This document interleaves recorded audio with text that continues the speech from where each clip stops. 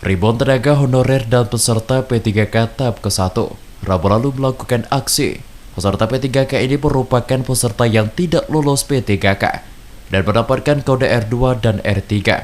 Dalam pengumumannya, peserta P3K yang mendapatkan kode R2 merupakan pelamar ex tenaga honorer K2, sedangkan R3 merupakan peserta non-ASN yang terdata dalam database BKN.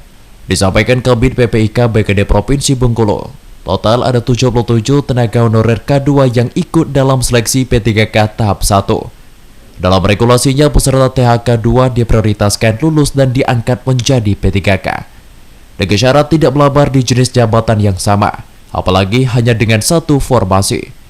Dalam seleksi P3K lalu, dari 77 pelamar P3K yang merupakan THK2, yang dinyatakan lolos sebanyak 61 orang. Dan sisanya 14 orang tidak lolos dan mendapatkan kode kelulusan R2.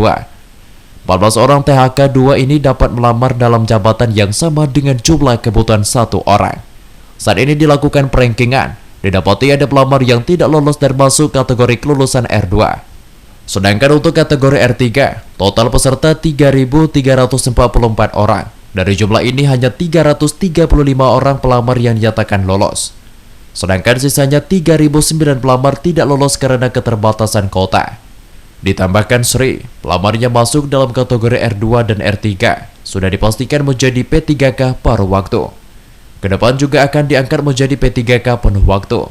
Mekanismenya saat seleksi P3K di tahun berikutnya, maka P3K paruh waktu prioritas diangkat menjadi P3K penuh waktu. Yang memang menjadi THK2, yang menjadi skala prioritas kelulusannya di seleksi P3K 2024.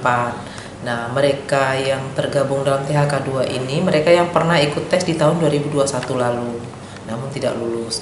Ini adalah skala prioritas.